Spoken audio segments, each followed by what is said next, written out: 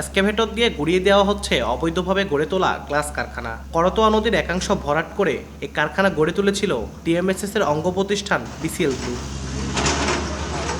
বগুড়া সদরের পাগোপাড়া এলাকায় কারখানাটি গড়ে তোলা হয়েছিল নদীর 93.15 জায়গায়। এছাড়া ঠ্যাঙ্গামারা এলাকায় টিএমএসএস অক্সিজেন প্ল্যান্ট, শহীদ মিনার ও ছাত্রাবাস নির্মাণ করে নদীর 16.97 একর জায়গা দখল করে প্রতিষ্ঠানটি। নদীর জায়গা দখলমুক্ত করতে জেলা প্রশাসনের উচ্ছেদ অভিযানকে স্বাগত জানিয়েছেন স্থানীয়রা।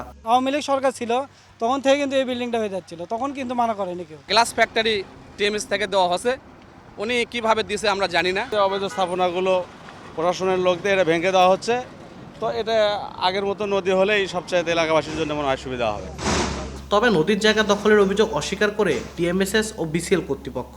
আর জেলা প্রশাসন বলছে টিএমএসএস সহ অন্য প্রতিষ্ঠানের দখলে থাকা করতোয়া নদীর জায়গা উদ্ধারে অভিযান অব্যাহত থাকবে। প্রশাসন থেকে অতর্কিতভাবে আমাদের এই বিসিএল গ্লাস ইন্ডাস্ট্রিজের একটা অংশ ভাঙচুরের আওতায় এনেছে, যেটা মামলা কোর্টে বিদ্যমান, কোর্টে চলমান আছে এবং আমাদের এটা আপিল করা আছে।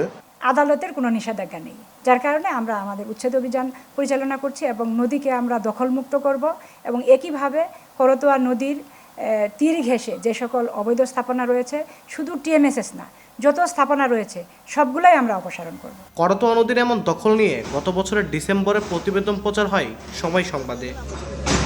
আব্দুল আউয়াল, সময় সংবাদ, বগুড়া।